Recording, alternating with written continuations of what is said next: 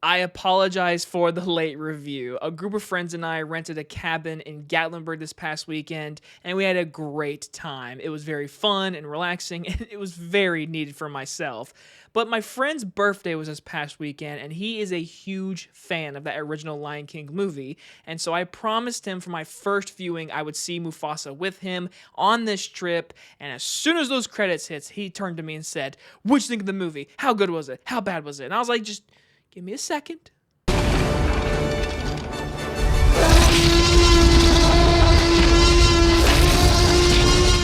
Mufasa, the Lion King, stars the Irene Pierre, and it's about Mufasa meets a lion named Taka, the heir to a royal bloodline.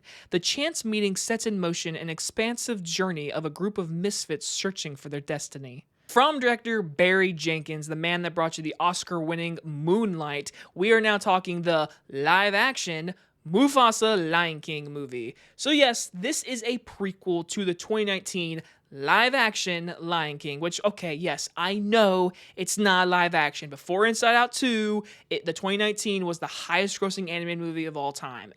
But the thing is, people say, oh, it's the live-action Lion King. So I don't know what you mean to say. It's the Lion King fake one? I don't know. But either way, this movie is a prequel to the 2019 one because that one made buckets of money. So for this movie, I was really intrigued on seeing The Lion King not be just a complete copy of the original movie. I was excited to see what Barry Jenkins could do in this world. Lin-Manuel Miranda's doing the songs. I like his music. This had ingredients to be a little bit of a good movie that no one expects coming, in my opinion. After this weekend, it looks like this movie is not making money and people just don't really care about it. But I'll say this, it's not a bad movie. It's not. But it's not a great movie. And I'll say this, I prefer this one over the 2019 live action one. So starting off with the positives, I mean, this CGI is just gorgeous. I mean, there's no other words to say it. It is amazing what the artwork in this movie goes through. People do not realize what you're seeing on screen took years to do, and I couldn't imagine the work being put into this movie. Barry Jenkins has come out in an interview saying this is not his favorite style of directing, and he will go back to doing his normal of direction, which is, not completely CGI animals. And you know what? That's fair. But I will say for his direction, I liked his direction because it felt different. This movie is completely its own thing. It's not a copy paste of other movies. Story beats, well, duh. But like the actual movie itself, it doesn't start off with the original like Lion King Sunrise. The music is not just completely copy and paste, even though the original score is in the movie throughout the movie. But the movie does do a good job of saying, hey, we're trying to be our own thing. I respect that. That's what I wanted. I just wish it was a lot better. But continuing the positives, I think all the voice work is very good. Irene Pierre is Mufasa mostly through the movie. He's not the child version of him. I thought he did a really good job. My favorite is Mads Mikkelsen. He plays our villain lion. It's Mads Mikkelsen, so there's not much to say. It's like, it's Mads Mikkelsen. When I heard he was the villain line, I was like, all right, just go ahead and give it a good grade for that alone.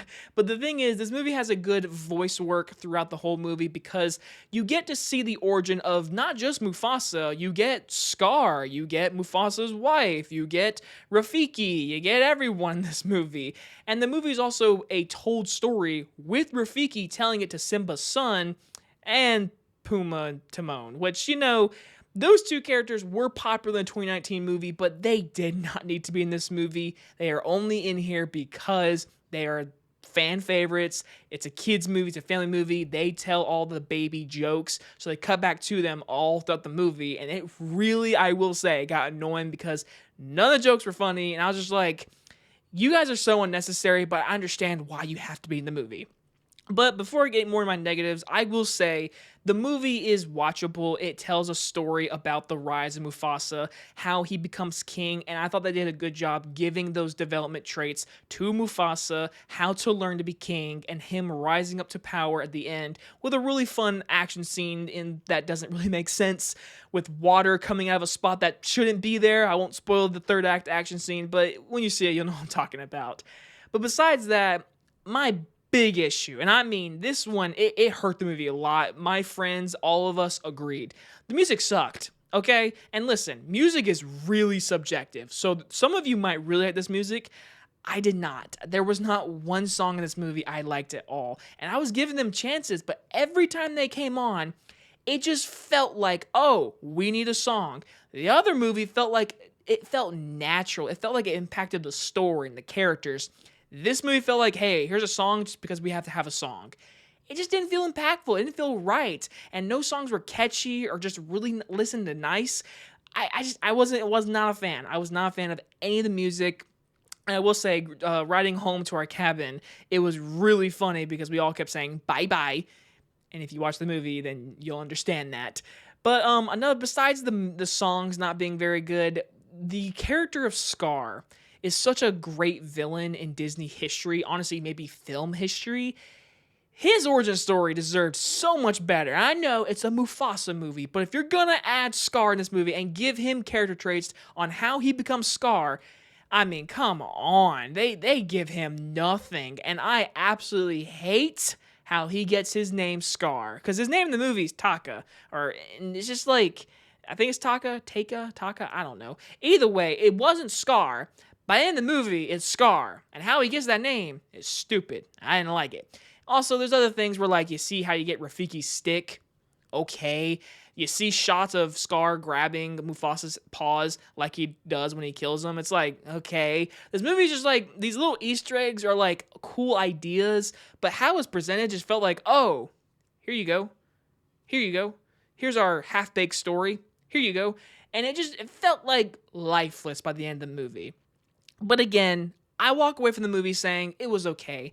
The movie is entertaining. It's got a good enough, like, characters to gather around with a family because it's Lion King, it's Disney. It's very family friendly.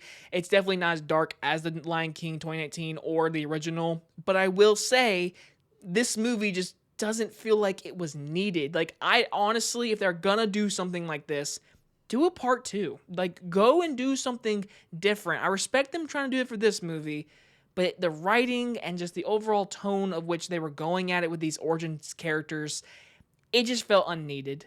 I'm going to give Mufasa the Lion King a C-. And I feel like this is one of those movies where some of you might really enjoy it more than me. Totally fair. Honestly, like, I could see people liking this one. Again, I like that they did try, let's not do a copy and paste of Lion King. They try to do something of their own. It just wasn't that good in my opinion. But it's watchable if you want to go see it this holiday season. But there was no one in my theater when we went and saw it. And you guys enjoy this movie review? I'll see you guys on the next one. Bye, everybody.